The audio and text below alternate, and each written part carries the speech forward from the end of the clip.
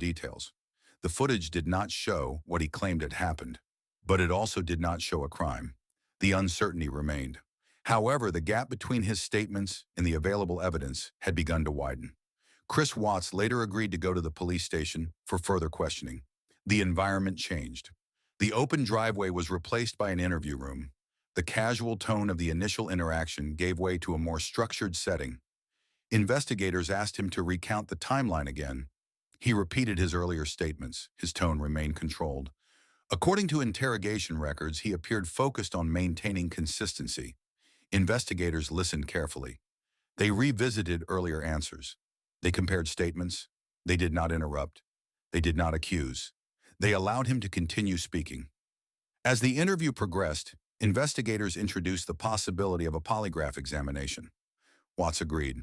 According to police records, he appeared confident that he could pass.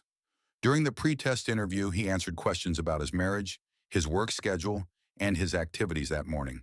His responses remained calm. When the polygraph results were later discussed, investigators informed him that the results indicated deception. This was not an accusation of guilt, but a statement about the test outcome. According to interrogation experts, this moment often creates internal pressure, as a subject is forced to reconcile their narrative with an external assessment. After the polygraph, the tone of the interview shifted. Investigators no longer reassured him. They no longer validated his statements. They allowed silence to fill the room. Watts began to speak differently. His sentences became less direct. His explanations changed. According to the recorded interview, this was the point where the alibi no longer held together. Statements that had once sounded confident now required clarification. Investigators revisited the surveillance footage, the timeline, and the inconsistencies. They did not raise their voices. They did not threaten. They allowed the contradictions to surface on their own.